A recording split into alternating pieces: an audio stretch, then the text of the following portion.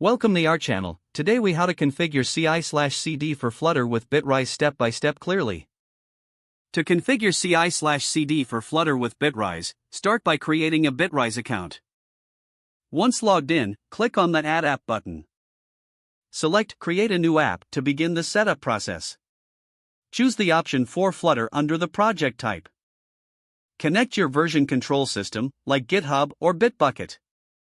Authorize Bitrise to access your repositories. Select the repository that contains your Flutter project. Configure the app's visibility according to your preference. Click Next to proceed to the setup. In the Build Settings section, select the default branch you want to work on. Then, proceed to configure your workflow. Bitrise will automatically detect your Flutter project and provide default workflows. You may want to review the default workflow to ensure it meets your needs. Click on Edit to customize the workflow if necessary. Add necessary steps for building your Flutter app, like Flutter install and Flutter build. Make sure to include deploy to bitrise.io to publish your builds. Save any changes you make to the workflow. Next, navigate to the Secrets tab to manage environment variables. Here, you can add any required API keys or other confidential information. Be sure to mark them as secret for security.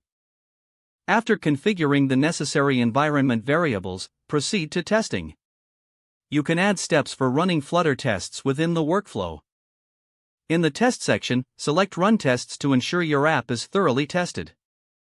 Once everything is set up, hit the Start Build button to initiate a manual build. Watch the build progress in real time on the Bitrise dashboard. Once the build completes, check the logs for any errors or issues.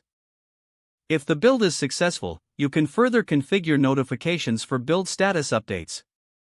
Set up integrations for communication tools like Slack or email for easier monitoring. Don't forget to like this video and subscribe to our channel for more step-by-step tech guides.